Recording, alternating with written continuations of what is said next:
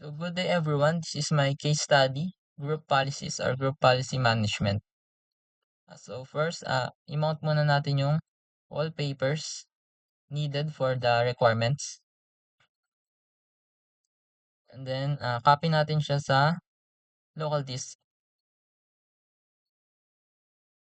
So based on the requirements, each department should have its own desktop wallpaper.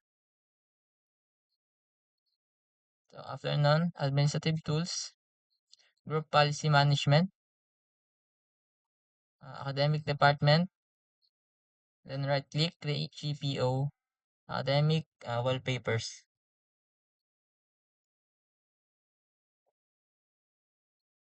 Then okay. Then edit,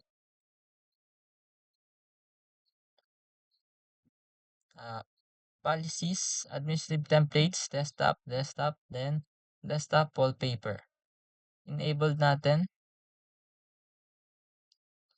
And then, copy natin yung directory or file path ng academic wallpaper. So, yung location. Copy. Then, paste natin sa wallpaper name. And then, slash yung pangalan ng file which is acad.png. Apply, okay. Then, next natin to. So, gagawin natin siya for basad, PAAD, AYAD, MAAD, and administrative wallpapers.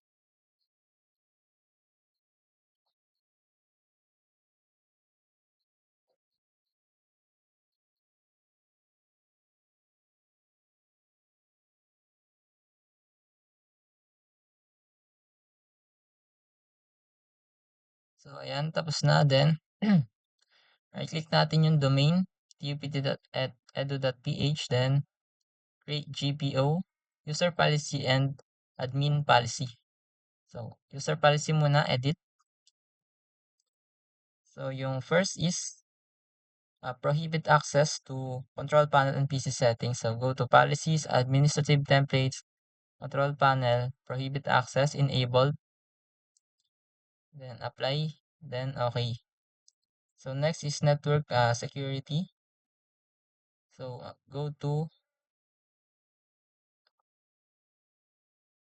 network security. Do not store LAN manager hash value on next password change.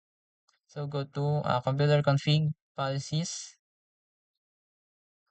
Windows settings, security settings, account policies, local policies, security options.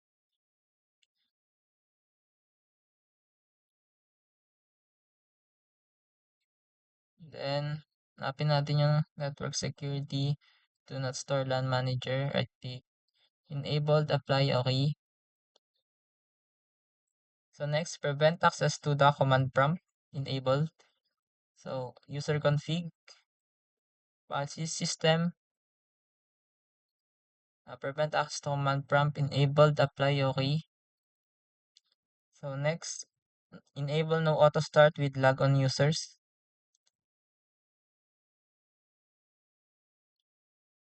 So user config and admin template, Windows components, Windows update.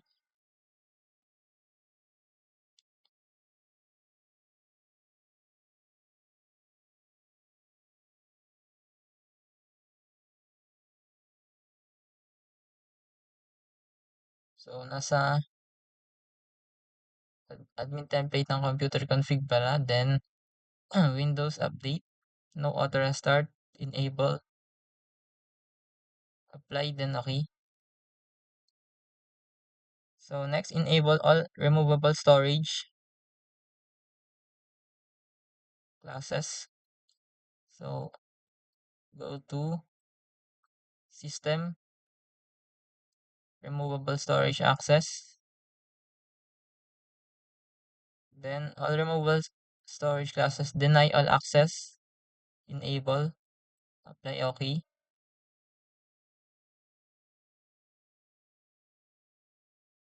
So next, enable prohibit user install.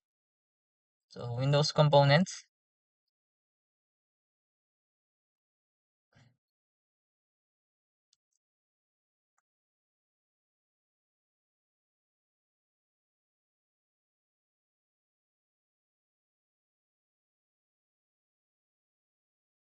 So, sa user config, policies, admin templates, system,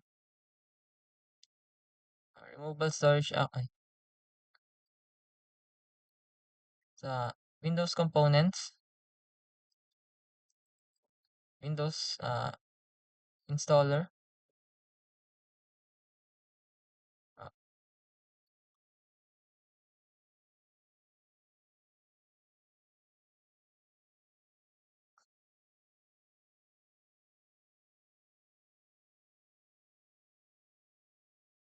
sa Windows components ng computer config, Windows installer, prohibit user install, enable, apply, okay. Then next is able accounts, guest account status. So go to Windows settings, local policies, security options, guest account status, disabled, apply, okay. So next, minimum password length set to at least 12 characters. So security settings, account policies, password. Define this policy settings, minimum password 12, apply, okay. Then next, audit directory.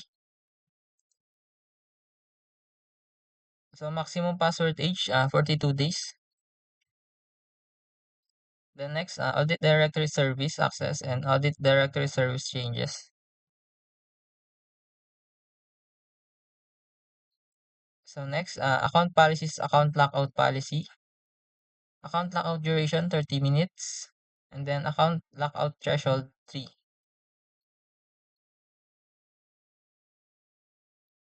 So next, reset account lockout counter after 30 minutes. Then next is remove links and access to Windows Update. So go to user config, admin template, network connection.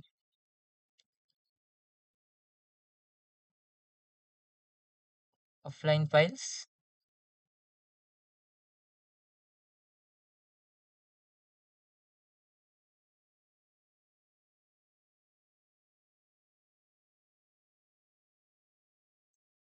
Remove links and access to Windows Update, apply, okay. Nasa start menu and taskbar. So next, remove network connection from start menu.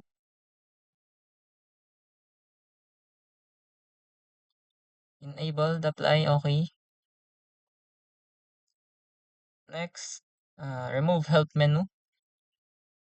Apply, okay. Enable. Next, remove run menu. Enable, apply, okay.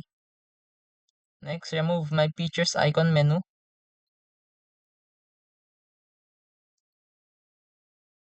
The next, remove music icon. Next, remove network places or network icon.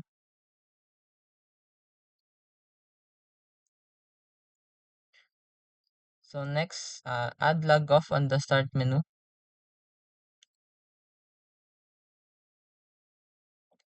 Enable, apply, okay. Next, remove task manager from Control Alt Delete. So sa system, Control Alt Delete options, remove task manager.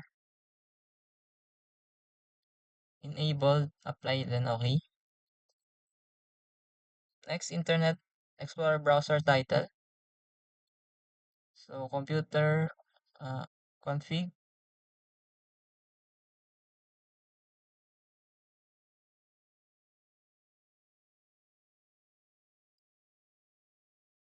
User config, Windows settings, Internet Explorer.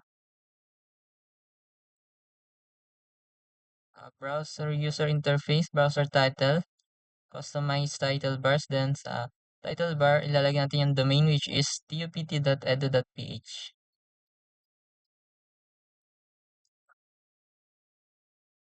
Then next, prohibit access to properties of components of a LAN connection. So user config, admin template network template, prohibit access to properties of components,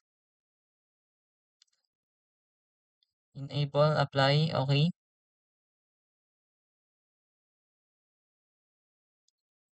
Next, prevent access to the command prompt. So sa system, prevent access to command prompt, enable, apply, okay. Prevent access to registry editing tools, enable, apply, okay. Prohibit access to the control panel. So sa admin template control panel, prohibit access, enable, okay. So next, admin policy. So right click, edit.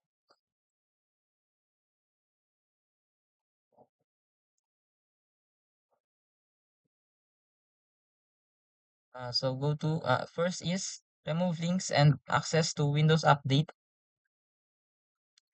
So go to user config, Windows, admin templates, Windows Update, remove access to use all Windows Update features, then disable. So next, remove network connection from start menu.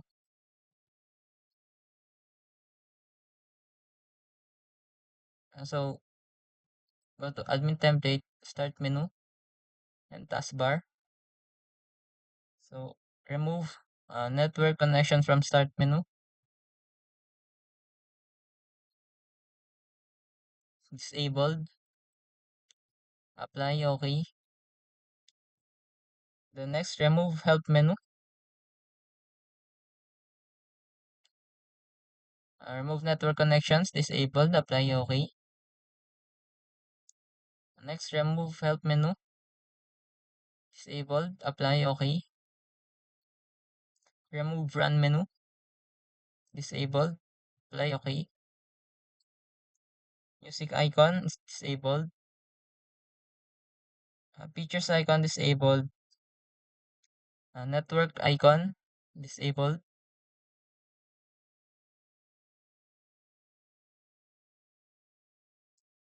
Then remove task manager from Control Alt Delete. So add log off to the start menu, enabled. Next is yung remove task manager from Control Alt Delete. So sa system, Control Alt Delete options, remove task manager, disabled, apply, okay. Then Internet Explorer browser title. So sa user config,